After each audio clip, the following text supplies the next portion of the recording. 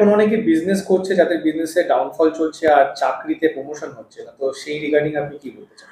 যাদের চাকরির প্রমোশন হচ্ছে না তাদের দেখতে হবে জন্মচার্ট অনুযায়ী যদি কোনো জন্মকুণ্ডলিতে তৃতীয় ভাব এবং নবম ভাব ডিস্টার্ব থাকে তাদের প্রমোশন হতে খুব দেরি হয়।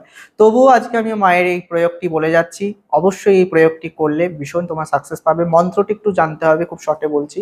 ওম কালী কঙ্কালী মহাকালী মুখসুন্দরে জিয়ে কালী, চারো বীর ভৈর পুজো পান মিঠাই মহাদেব বতাতো অব্বল কালীকে দোহাই। মন্ত্রটি যদি বলতে না পারো, মাতা করুণাময়ী তারাকে স্মরণ করে, সিদ্ধিদাতা গণেশকে স্মরণ করে একটি তেজপাতা নিতে হবে, 21 দিন কাজটি করতে হবে। একটি তেজপাতার মধ্যে জাফরানে কালি দিয়ে অথবা তুমি জাগ্রত কালী মন্দিরে আলতা দিয়ে প্রমোশন, যে অফিসের মালিক কর্মচারী বা অফিসের যে ম্যানেজার থাকে তার নামটা লিখতে হবে। আর লিখতে হবে ওং লিং বগলামুখী সর্ব অমুকং বসং করু করু সোহা।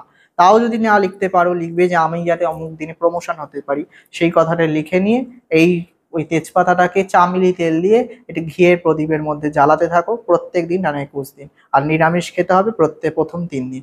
দেখবে চাকরি প্রমোশন, দেখবে তুমি 1 থেকে 1.5 মাসের মধ্যে একটা রেজাল্ট পেতে চলেছো।